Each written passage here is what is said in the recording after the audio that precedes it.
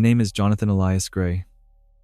I'm 35 years old, a software engineer, a tech entrepreneur, a man who spent his entire life immersed in screens, codes, AI systems, and cloud servers. I never had time for religion. I respected people of faith, sure, but to me, science was God, technology was truth, progress was salvation. Until the day I died. It was a routine surgery, a minor procedure to remove a benign mass in my abdomen. Nothing life-threatening. I walked into the hospital laughing, half texting a developer about a beta launch we were rolling out. But during the operation, something went wrong. I hemorrhaged. I flatlined. And in that moment, everything changed. I didn't feel pain. I didn't feel time. I just felt myself slipping like a curtain was falling. And then, suddenly, I wasn't in the hospital anymore. I wasn't in my body. I was in a realm of pure clarity.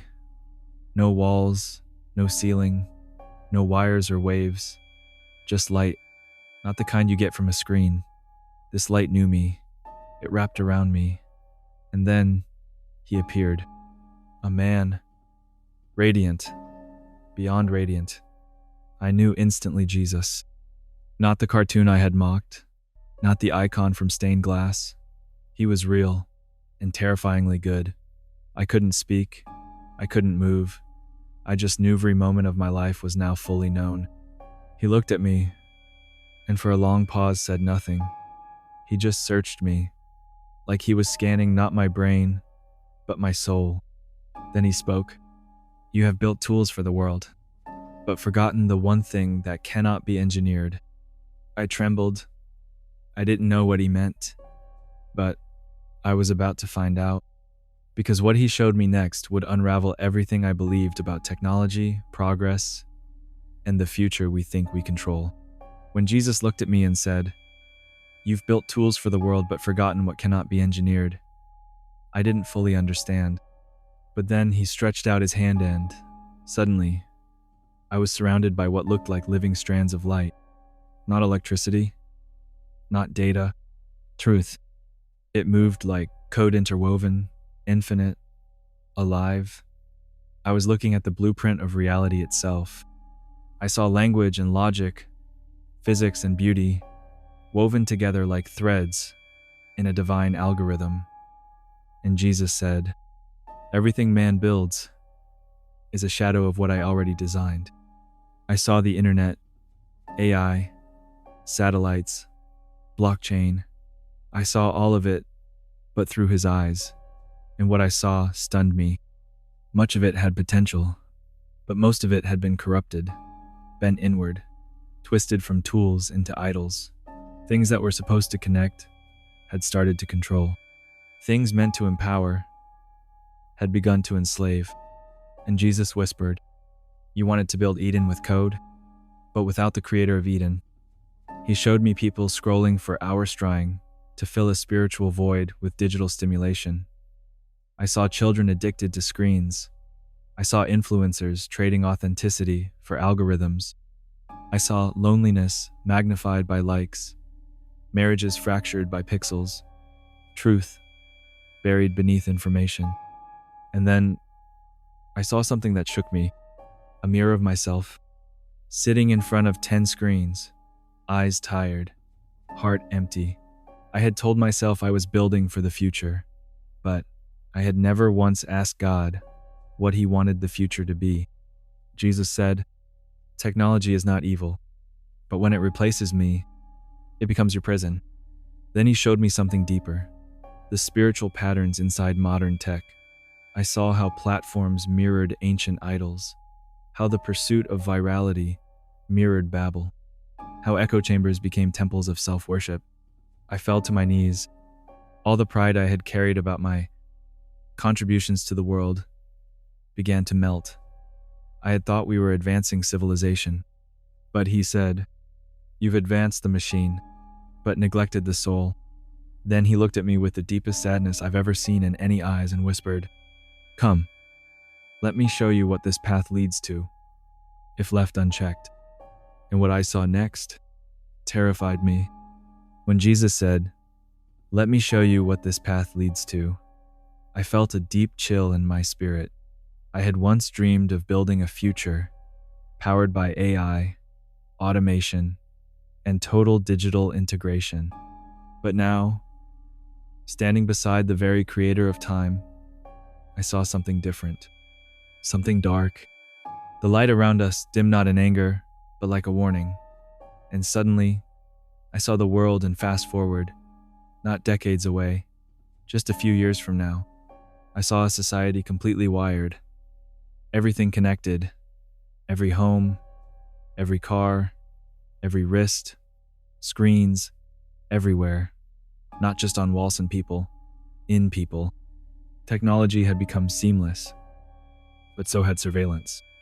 And Jesus whispered, "You traded your freedom for convenience, and now you do not even see the chains." I saw digital IDs, social scores, doors that wouldn't open unless the system approved, churches being monitored, pastors being flagged, not because they were hateful, but because truth no longer fit the system's definition of safety. Then I saw families seated at dinner tables, completely silent, heads bowed not in prayer, but to screens. Children no longer knew how to make eye contact, couples scrolling past each other in the same room. Humanity was still breathing, but the soul had gone quiet. Jesus said, "Technology, when used without wisdom, replaces presence with distraction and turns relationship into data." Then I saw governments risen not evil in name, but polished, clean, efficient, and behind them, systems, machine logic, everything optimized, but soulless. I saw truth flagged as misinformation. I saw people arrested not for violence, but for prayers that were deemed divisive. Night, not one. Like says, I saw the gospel reduced to a set of muted videos, filtered out by AI because it violated inclusion policies. And then I saw a great silence. Churches emptied, not by force, but by fatigue. People had forgotten how to feel God because their attention had been stolen, one notification at a time. I turned to Jesus and cried, "Why are you showing me this?" He said, "Because you are still breathing, and if my people see where it leads, they will rise before the silence becomes permanent." Then he reached into the darkness and pulled me back into the light. "Now," he said, "let me show you the original purpose of human innovation."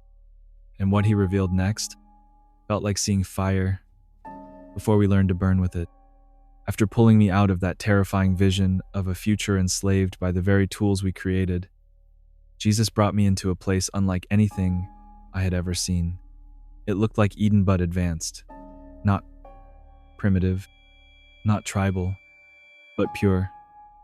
Like the garden and the city had merged. There were no wires, no glowing rectangles, but technology was everywhere alive, clean, woven into creation like it belonged there. Jesus looked at me and said, "This is what creation would have looked like if man had never chosen pride over presence." I saw tools, beautiful, brilliant tools, but they served people, not the other way around. I saw art created through light and sound, not for fame, but for worship. I saw devices that extended hands not for distraction but to heal, to teach, to connect souls. He continued, "Innovation was always my gift. You were made in my image, to reflect me through creativity, not to replace me through pride." Then he showed me the difference. In heaven's design, technology bowed to truth. It amplified God's voice. It cleared space for silence. It pointed people toward eternity. In our world, it numbs. It distracts. It keeps people too stimulated to feel conviction, too entertained to need prayer, too informed to search for wisdom. And Jesus whispered, "The lie was never that technology is evil. The lie was that you could master it without me." I wept, because I realized we weren't wrong to build. We were wrong to build without worship. Then he showed me something stunning. People like me, technologists, creatives, engineers surrendering their skills to him, coding not for control, but for kingdom, inventing tools to spread truth, to feed the poor, to heal the sick, to reach the unreached. And he said, "The future is not in your hands, but your hands still matter."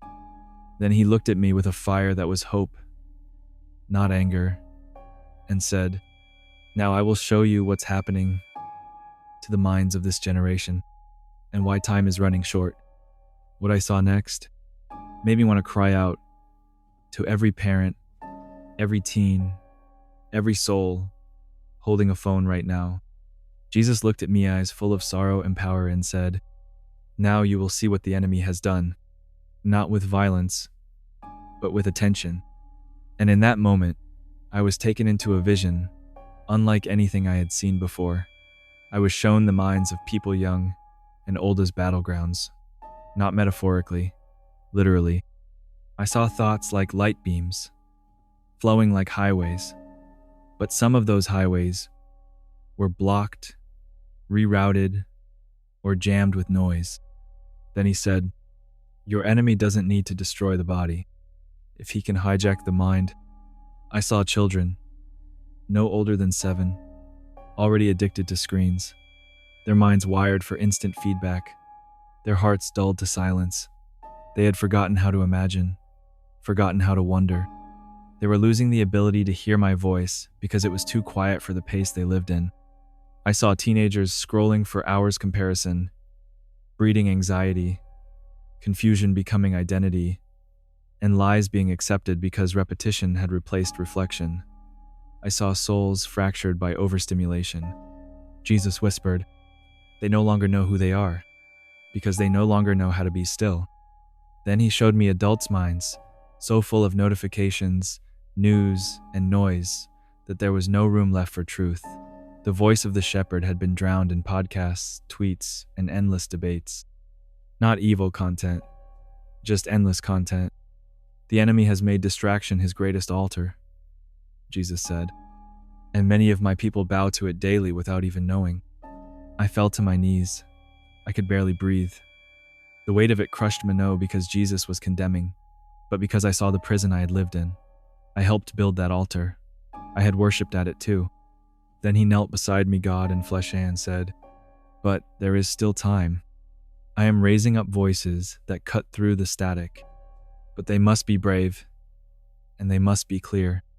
I looked at him and asked, "How do we fight this?" And he answered, "By restoring wonder, by returning to presence, by teaching the next generation to know my voice above all others." Then he said, "Now I will show you what happens when even one person chooses me above the machine." And what he showed me next, it brought me to tears of hope. Jesus lifted me to my feet. My heart still trembled from what I had just seen, the minds of a generation under siege. But then, the atmosphere changed. A deep warmth filled the space, and he said, "Watch what happens when just one person listens." And then I saw Hera, young woman, maybe 19, alone in her room. Her phone was on the bed, buzzing, notifications, messages, the usual, but something in her spirit stirred, a whisper, this a holy discomfort. She turned off her phone, slid it away, and did something almost no one does anymore. She sat in silence. At first, she was restless, uncomfortable, but then something happened. She reached for her Bible. She opened it, slowly, clumsily, as if it were a language she had forgotten. And then she prayed, a small, quiet prayer. "Jesus, if you're real, speak louder than everything else." And heaven roared, not with volume, with clarity, with presence. I saw angels rejoice. I saw a ripple in the spirit realm, as if a chain snapped, just from one prayer, just from one girl unplugging from the noise long enough to listen. Jesus turned to me and said, That is revival. Not in crowds, not in stages, but in the silent places where people choose me over distraction. He then showed me more thousands across the globe. Teenagers deleting apps, adults turning off notifications before prayer, families leaving devices in drawers during dinner, not from fear, not from guilt, but from freedom. They're remembering, he said, that they were made to hear me. I saw men confessing digital addiction. I saw parents repenting for handing screens to their children like pacifiers. I saw pastors preaching presence over performance. And slowly, the fog began to lift. Then he looked at me again and said, "The war will not be won by algorithms.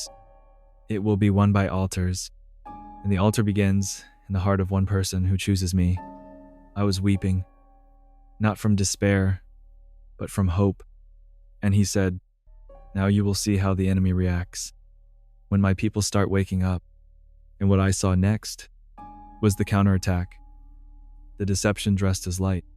Jesus looked at me gentle but firm and said, "When truth awakens, deception always tries to look like light." Then he opened the next vision. At first glance, it looked like revival. I saw stadiums full, people clapping, lights flashing, voices rising. But as I looked closer, something felt off. I asked him, "Is this you?" And he said, "No, this is the counterfeit." I saw movements that sounded spiritual, but were completely rooted in self. I saw teachings that used his name, his language, his symbols, but twisted them to glorify ego, achievement, and emotion. Not holiness, not surrender. "They will use my words," Jesus said, "but not my cross." Then he showed me how the enemy was already preparing a new wave of technology, wave that would present itself as spiritual enlightenment, AI-generated sermons, virtual churches with no accountability, meditation apps claiming to connect people to divine energy without Jesus. It was all designed to soothe the soul without saving it. And people were falling for it because it was easy, entertaining, painless. I saw a man saying, "This is like religion, but without the guilt." Another woman said, "I feel more connected to myself than ever." But their eyes were empty. Their hearts were dry. Jesus whispered, "They will redefine truth. They will redefine me. And they will offer light without fire, peace without repentance." And then he showed me the next level of deception, merging man with machine. I saw headlines praising brain-to-cloud integration. I saw people lining up for implants that promised focus, calm, and oneness. But in the spirit, I saw chains tightening, and Jesus said, "This is not evolution. This is erasure. They are trading my spirit for synthetic silence." I fell to my knees again, shaken. He said, "This is why the true ones must rise. Not louder, not trendier, but rooted, unshaken, lit with the oil of intimacy." I said. Then he said, "Now I will show you what must be done, by you and by those who still hear my voice." And I knew the final part would be the commission. The light around us began to steady, as if everything I had seen was coming to a singular moment. Jesus looked into Menno at me, but through me and said, "Now that you've seen what's coming, you must decide what to do with what I've shown you." I was trembling. My spirit felt stretched wide open. I had seen the rise of distraction, the war for our minds, the counterfeit revival, and the seduction of synthetic peace. But I had also seen hope, the spark of awakening, in those who dared to unplug and return to his presence. Then he said, "Tell them, this is not about deleting apps. It's about reclaiming altars. It's not about fleeing from tools. It's about using them in obedience." He stepped closer and placed his hand on my head. I felt electricity, peace, fire, all at once. "Tell my people, if you do not disciple your mind, The world will. If you do not teach your children how to hear me, the screen will teach them how to forget me. Tears streamed down my face. He continued, the age of casual Christianity is over.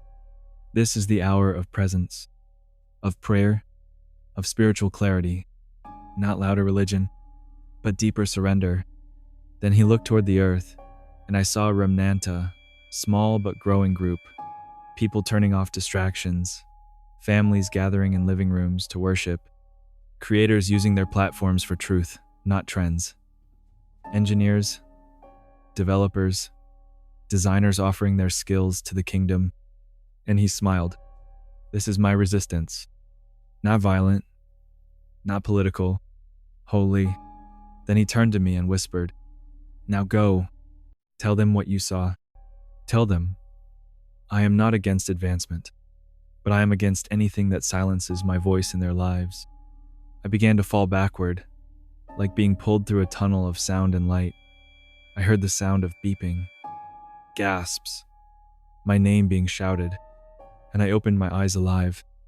I had died for 7 minutes, but I came back with a warning and a call. Jesus is not against technology. He is against being replaced, and he is calling us to choose presence over performance, truth over comfort, his voice over every screen. And I, Jonathan Gray, am here to tell you, he's still speaking. But the question is, are we still listening?